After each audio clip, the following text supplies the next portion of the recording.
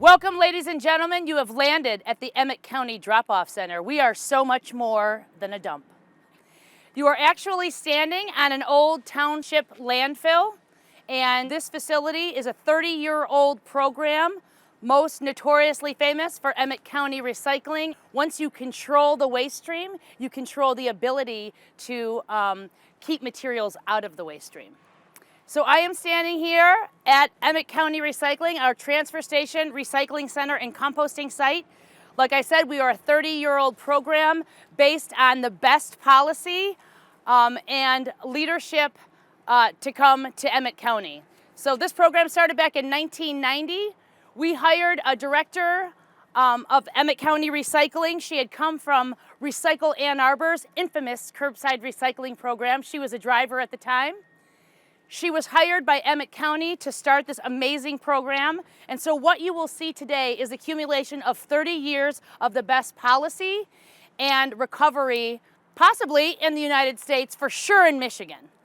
So the three precepts of our program, we strive to be comprehensive, cost-effective, and convenient.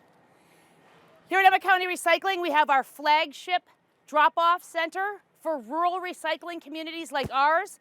Rural drop-off centers like these, we have about 13 of these scattered throughout Emmet County. You're never more than 6 miles away from a convenient drop-off center open 24 hours a day for your day-to-day recyclables.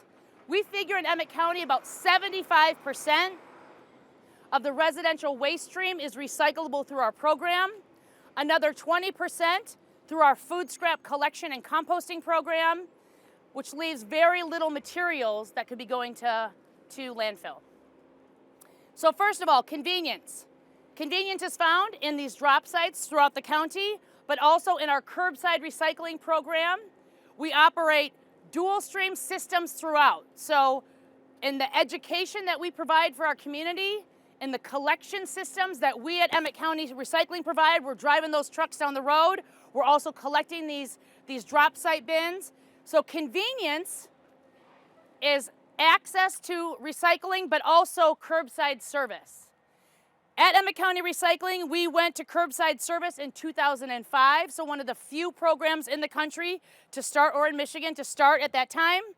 At the time, we were source separated back in 2005, and residents were required to sort their recyclables into these 18 and 16-gallon totes that we had at the time. And so colored glass was kept separate from clear glass, which was kept separate from your steel, which was kept separate from your aluminum, which was kept separate from your number 1 and number 2 plastic bottles and containers. Fast forward to 2010, Emmet County Recycling went to dual stream systems. So from source separated to dual stream, we purchased all the equipment that you're going to see, except for the upgrades, inside of our MRF from Outagamie County, Wisconsin. Outagamie County was going from dual stream to single stream, so we bought that equipment for pennies on the dollar, broke it down, shipped it over the Mackinac Bridge, and built the entire facility that you're going to see at our tour inside the MRF. So convenience, comprehensive, and cost-effective. When you provide residents and businesses with the opportunity to put their recycling out to the curb every week on the same schedule like clockwork, you're going to build a program that's going to receive a lot of support.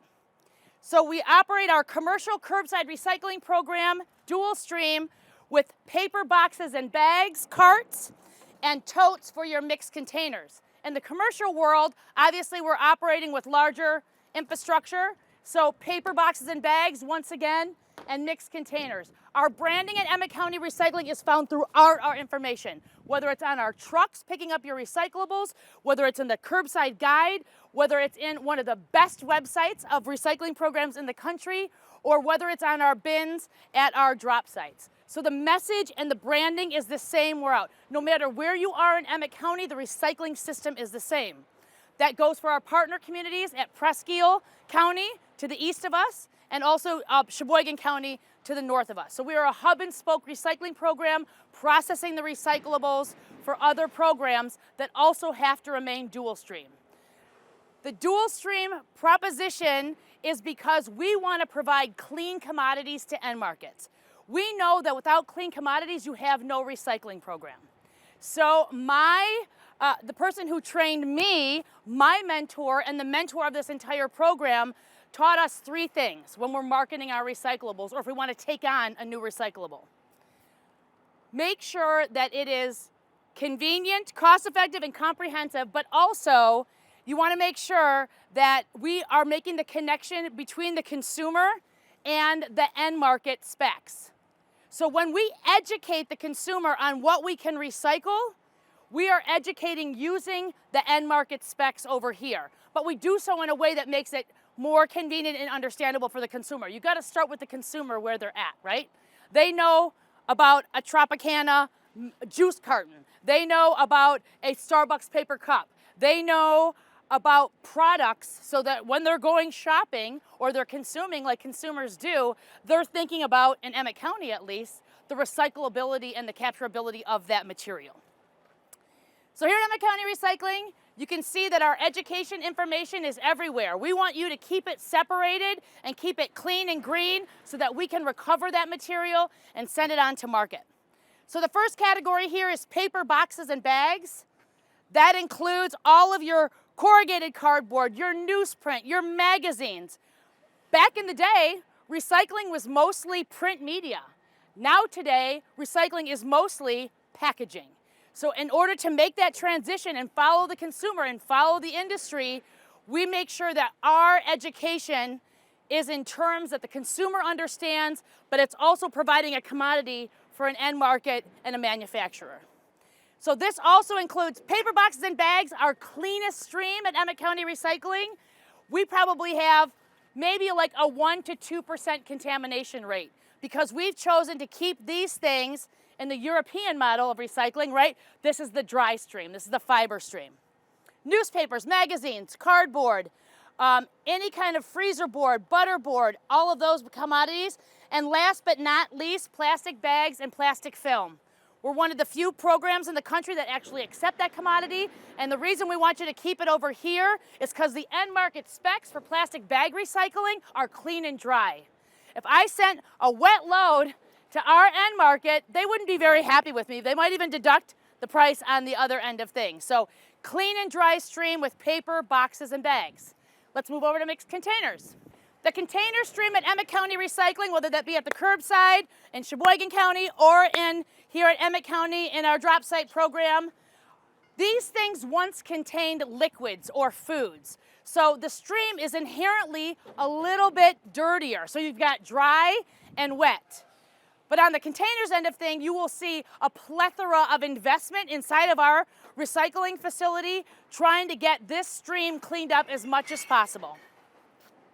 So this also includes your average plastic bottles, jugs, and jars, any kind of 1 through 7 plastics, juice boxes, milk cartons, and paper cups, rinsed and flattened. What kind of product is that? How do we want it? The education is right there. You would think, and sometimes the consumer does get a little confused here, that because juice boxes, milk cartons, and paper cups are made from paper, that they belong over here on the paper boxes and bag side. So what you'll see inside the facility is the ability to recover all the materials no matter where they show up on the sort line. So making accommodations on the paper boxes and bags line for when these materials might show up over there, and also the same for the containers line. So when we go through the facility today, you'll see how these different materials are moving through the facility and getting recovered at multiple points. But it really does start with the education of the consumer right up front. And like I had mentioned previously, we are educating the consumer in the circular economy. At Emmet County Recycling, we are the educator, we're the hauler, we're the MRF processor, and we're also the market development people, all in one. You don't have to be like us to be able to integrate new products. Anybody can start recycling, in this context, cartons, because let me tell you, it's already showing up in your MRF. It's already there. So whether you're choosing to use it as an outthrow, or whether you're choosing to kind of start collecting it because it's already showing up in the stream, people, start collecting it, start experimenting, build relationships, find local markets, provide good, clean commodities. That's what I say is the mantra of how we have to be thinking about the evolving recycling stream coming through our facility and as the evolution over time, really. So we're a 30-year-old program. We went to dual stream in 2010. We are still dual stream in 2020 and 2023 because we realize that you have no recycling market without, you have no recycling program without end markets, right? And our end markets are some of our most valuable relationships. So the artwork. There is plenty of room in the recycling industry for educators like myself, for people that want to be out there marketing in the business community, working with the business community, working with curbside recycling services. And so recycled content artwork, this is made by Rich Brandstrom, an artist from the Upper Peninsula of Michigan, and Emmet is our mascot. So you'll find Emmet at many of our public drop sites, and he's accompanied with a message board. So once again, always reinforcing that message of the proper behavior that we're looking for to ensure the real recycling promise.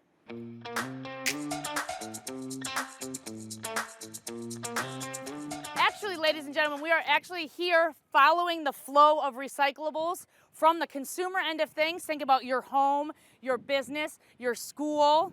You're recycling at a drop site, you're recycling curbside. So those materials are going to originate at your home. You're going to be sorting them properly because you've been well educated in this community of how to do so. And then our drivers are going to pick up your recyclables. They're going to bring them back to our facility. Our hook lift drivers are going to pick up those drop site bins and also bring them through our facility. So we're kind of following that flow, if you will. Here is our loading dock. So a little bit of an interruption because this is the end where the commodities are going out in full trailer load quantities, freight on board out of our facility here.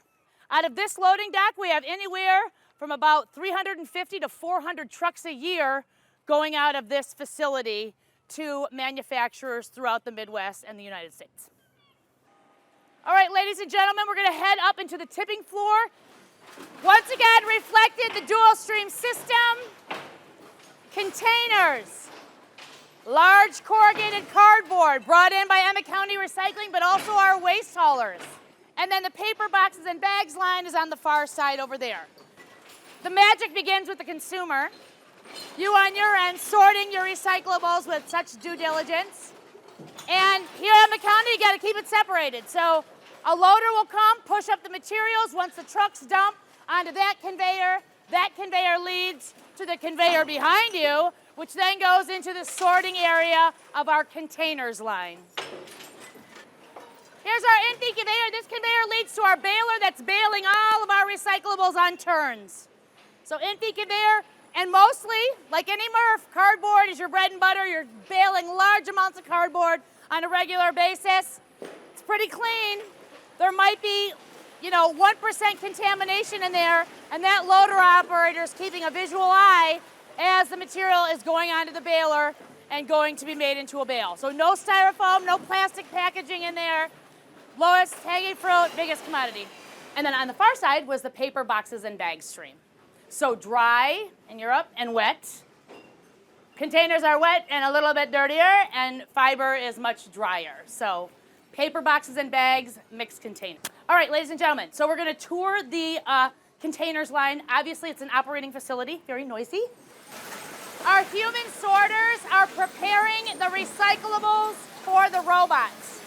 So when we think about the synergy between robots and humans here at our facility, these gentlemen and ladies are on quality control. They're picking out garbage. They're picking out large, rigid plastics. They're sending the plastic bags up into the air conveyance system. Here at Emmet County, we use these drop-down bins.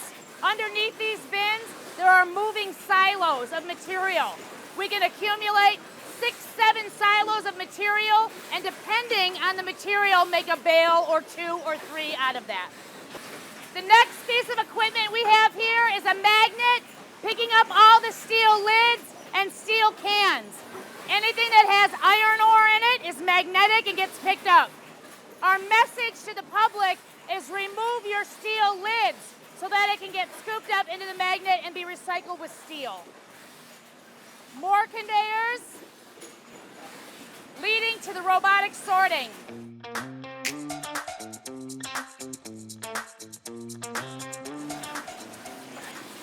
Shaker screen. Each of our 3 identifying materials, and sending the message to that robot to pick that material. Each robot is picking between 3 and 5 different materials at one time. 1 through 7 plastics, number 1 plastics, number 2 milk jugs, number 2 colored detergent containers, aluminum, and poly-coated white fiber, so your cartons and your cups. These robots and the conveyor belts are in a loop system. If the robot misses something the first time, it has plenty of opportunity to pick a second, third, fourth, fifth time. These gentlemen go on break. The robots keep sorting. It's in a loop system for continual opportunity to recover the material all day long. At the end of the day, the residual stream off the conveyor belts, off the robotic sorting, might be all paper, in which case we just send it right back over here for sorting tomorrow. Sometimes it's things that are not recoverable. There might be polystyrene in there that we don't accept for recycling. There might be something that's too dirty. There might be broken glass that made its way from the glass breaker onto the conveyor belt. So those would be real residuals to go to landfill. And interestingly enough, there's other programs in the country that we've tried to model a little bit after, like Eureka Recycling in St. Paul, Minnesota. St. Paul and Minneapolis, excuse me. They study, they do deep dives of the residuals because that's a learning opportunity for either further recovery, or like, hey, maybe like our human sorters or our robots aren't doing something like we want them to do. Like number 5 polypropylene medicine bottles weren't getting picked, but it just required us to go back to AMP and say, hey, maybe that Culver's paper cup wasn't being picked with the cartons, and then on the back end of things, AMP will do their modifications to make sure that the robots are picking said materials. Number 5 polypropylene medicine bottles weren't getting picked. The K-cup pods, those things, we can recover those, but the AMP robots have to be able to identify the material, and then we have to educate the consumer. Nest your pods all empty together, and the chances of that robot being able to pick those K-cups, just to give you product examples of how we can work with the AMP robotics on the back end of things to make sure that the robots are picking certain things. And I think we are using robots in a way that no other program is. It's not just for quality control. There is a synergy between the human beings that are on that sort line that are preparing the recyclables for their colleagues, the robots. So really, they're cleaning out the trash. They're cleaning out large, rigid recycling that's not going to fit through the system. They're getting out the tanglers, snow fencing, and then they're actually preparing the commodities for the robots. So there's that synergy. At first, at Emmet County Recycling, we were like, are robots going to take over like the labor? Are we going to need humans anymore? And like, absolutely, we need the humans because they are quality control, but they're working in conjunction with the robots to maximize the flow of recyclables, and also like just there's a certain synergy that you need to have. So it took us maybe like a month or two to know what pre-sort was to pick to prepare for the robotic sorting. Yeah, lots of synergy there between the humans and the robots, and it's great. And I know that the numbers actually show that there's a cost savings with robotic sorting on the labor end of things.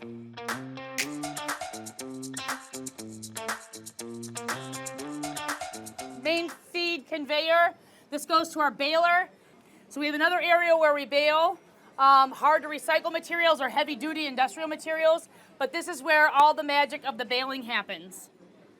So these drop down bunkers on the container side of things, they are slope bottom bins. So gravity pulls them out. Once the sorters are opening the door, they know exactly how much material of each commodity needs to be in that bin to make 1, 2, 3 bales.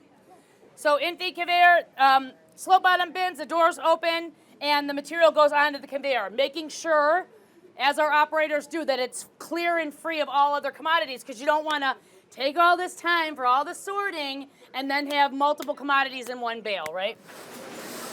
So right now we're baling all HDPE colored plastics. These are going to our friends at Clean Tech and Tab in Dundee, Michigan. These are our rolling hoppers, ladies and gentlemen. These hoppers are used for lower volume materials or any cross-contamination that might be happening on the fiber line. So over here we have containers, which once filled will get back over to that sort line where they belong. And here we have our poly-coated white fiber, so all of our cartons, aseptics, paper cups. Once this hopper gets filled, this 9-yard hopper takes about 2 of those to make one ton bale of cartons. So when you look at the products there that are in this hopper, we're always looking for other opportunities to add additional materials because you want more volume. The more volume, especially on such a high value commodity as cartons, you want to increase that volume. So based on our end market specs, we're looking for those other opportunities to add poly-coated white fiber anywhere we can find that for baling and sending to the manufacturer. All right, this is our hydraulic baler. Thousands of pounds of pressure squeezing and releasing the materials to form a one ton or maybe 1,000-pound bale depending on the material. So the baling chamber is about the size of any given bale. It's an auto tie baler, so the steel ties are fed around the baler. Our staff does have to monitor the bale wiring because sometimes it doesn't always get around the bale where it needs to be. Now, once again, we are recycling on recycled stuff. So this is one of the Celco balers that came from Outagamie, Wisconsin, and now we are on the cusp of needing to replace that baler after so much reuse. We love the fact that here at Emmet County Recycling, we get to recycle on recycled stuff. Kind of meets our mission and our frugality. So we are hopeful that we will be investing in a new baler, maybe one made and manufactured right here in Michigan. But regardless, we want to make sure that any baler we invest in is able to handle multiple materials.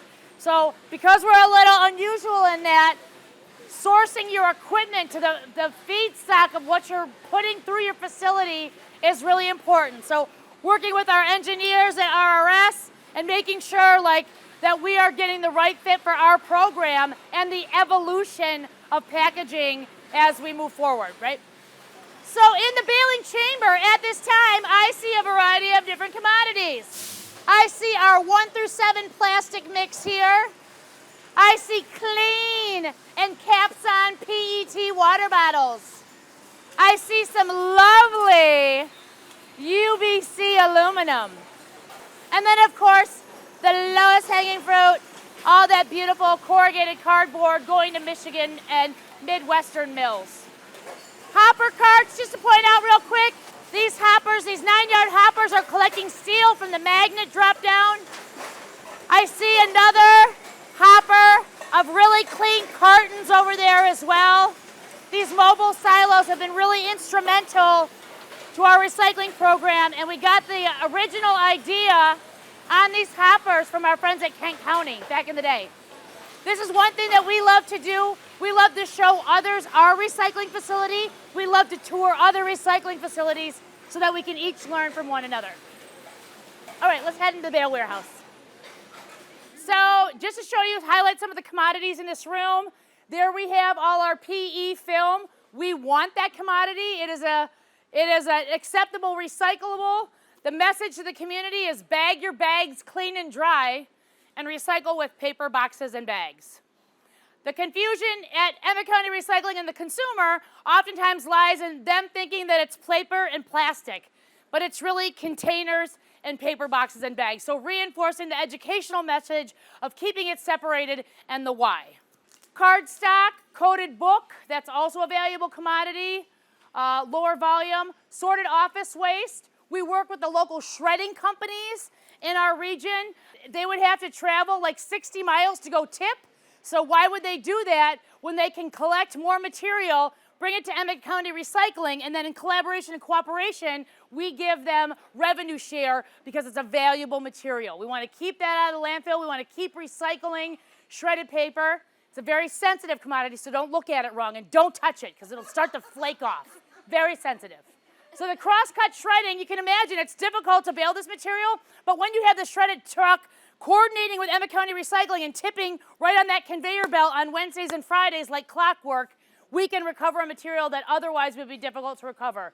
This material is also, we educate our community, bag your shredded paper. Yes, it's true. We're asking people to bag their shredded paper because on the sort line, like you saw, that plastic bunker of plastic film is normally right next to that sorted office waste. So you're opening up that bag and you're throwing the film down where it belongs, and that sorted office waste and that shredded, very sensitive paper is going down into the bunker and will get baled up.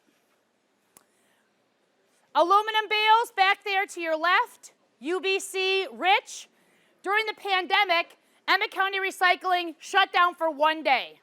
We knew that it was our responsibility to make sure that the trash was collected in our community and sent through our transfer station and onto landfill. So we made an executive decision to continue to recycle and to compost because we're not going to stop. We have a responsibility for trash in our community, but our responsibility to our community is also recycling and composting. So we kept those things in motion, provided jobs to our community, and when commercial recycling dropped out of the bottom, it was the residential recycling stream that saved us during the pandemic. And thank God we went to Carts in 2016. We knew that the Amazon effect was coming down the pike, and we wanted to make sure that we were capturing that material. And thank God we did, because everybody, a lot of people were working from home. Kids were going to school from home remotely. So people were generating more residential recycling, and that kept our program afloat. The UBC aluminum increased in value. Previously, we provided a non-UBC bale. In the market, that has a very much lower value. When you tell people that you are metal brokers that you have a UBC rich, and they want to see pictures, of course, and I'll send them plenty of pictures, no problem. They want to know that there's more UBC in there. In our community, throughout Michigan, the grocery stores stopped taking the deposit cans and bottles. We have the oldest deposit system in the country here in Michigan. We've retained a 10-cent value per can. That has really propelled our recycling systems in Michigan forward. And when that system kind of broke down and failed, we stayed receiving that material. So a lot of our communities started giving us a lot of that UBC, and the bottles and cans were coming our way. So I'm sorry, UBC is Universal Beverage Container, for those of you that are not familiar. Lastly, my favorite commodity, my poly-coated white fiber, are our cartons. These are really the most beautiful bales, and cartons, like I mentioned on the floor, are very benevolent and easy to recycle. We get lots of weight. They almost weigh a ton apiece, just like our plastic bags and plastic film. It requires quite a lot of loose material to make a 1-ton bale, but we're fine with that, and we've made accommodations within our MRF for lower volume materials and still being able to recover them and get weight on a truck, right? Because that's, once again, transportation are some of our largest costs.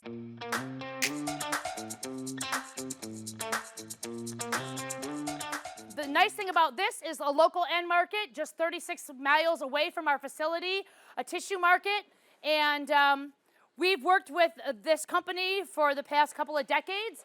Now with the changing and evolving MRF stream and mills and investment that has happened with mills throughout the country, there's more ability to recycle cartons in places that maybe 10 years ago you couldn't necessarily do that.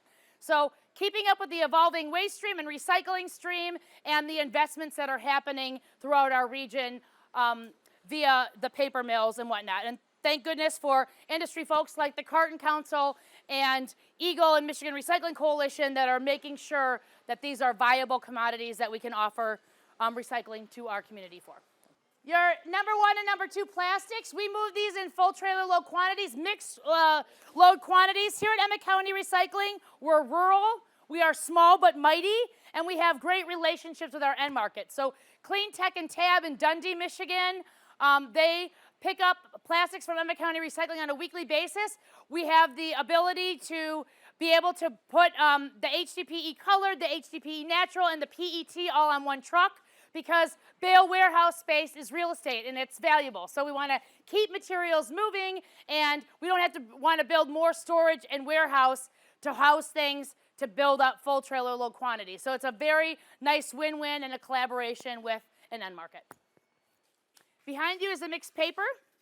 So that would be a variety of different materials that are falling off the end of the conveyor in the negative sort. You do have a little bit of office paper in there. You have some magazines. You have some colored paper. You might have a little bit of soft cover books, a variety of different, but that material as a mixed recyclable is going to be a little bit of a lower value compared to your OCC, source separated, very clean streams. And then we also are able to, our mixed plastic streams, we've been taking those at the same time that we started taking cartons. So PE film, cartons, mixed plastics, number 1 through number 7, our end market in the Ontario, Southern Ontario area, which basically here in Michigan, those are our neighbors as well. Even though they're not technically Michigan, it's still part of how we're keeping materials within our region of the Midwest. Here is the representation of 300 trucks, outbound materials leaving this facility every year. This poster was created in 2014, so now we're upwards of 400 trucks of materials going down the road with your recyclables, our recyclables, to new manufacturers throughout the Midwest and the United States. So this is the proof that it makes a difference. If you don't think that your little recycling that you put out the curb or you take to the drop site is making a difference, we're here to tell you at Emmet County Recycling it is. And it's the collaboration and cooperation that makes recycling happen in our community. In an attempt to educate younger generations, whether that be the Gen Xers, Gen Z, the millennials, we had a campaign called Recycle Your Stuff for Your World. Initially at Emmet County Recycling, around the 2010-2011 era when we were launching our carton recycling and our dual stream system, we provided cafeteria collection bins for our public school systems throughout Emmet County so that we were able to capture new materials. So bottles, cans, and cups and cartons are part of that message. So for teenagers and young people, recycle your stuff from your world. You can start with something simple like at breakfast, your Kellogg's cereal box. Chances are, you look at the bottom of that, it's got all over the bottom how much post-consumer material is in that box. Very easy to recycle. Right here in Michigan, we have a very nice closed loop system with the manufacturers and the mills in Kalamazoo and Battle Creek. And then young people, that milk jug or that milk carton that you're adding to your Fruit Loops, for those of you that drink nut milks, clearly you're going to be getting it in one of those cartons. So here you are at the breakfast table. You're recycling stuff for your world. You're a high schooler at Harbor Springs High School, and chances are your milk carton in the cafeteria, the 800 milk cartons that Harbor Springs schools generate on a daily basis, or the 2,200 cartons that Petoskey Public Schools generate on a daily basis are all getting captured in the cafeteria. And then the youth are understanding this poly fleece that I'm wearing, chances are it was probably made from water bottles right here in Michigan into a fiber, or even better, bottle to bottle. So we have Abso Pure water bottles here in Michigan, and Tab and CleanTech, there's all a very nice closed loop system of those products there. Whether you're recycling your aluminum cans and your steel cans, those are going into airplane parts. They could be going to East Jordan Iron Works and made into utility hole covers and fire hydrants. They could be part of a recycled content steel bicycle that you're riding. So many ample opportunities to connect youth and young people to the products that they consume, and when it comes to us, how it gets sorted and separated and then sent out to manufacturers for new products. So you recycle it, it's made into all these variety of products. Recycle your stuff for your world. Connecting the consumer to the products in the circular economy. Okay, that concludes our tour of the Emmet County MRF.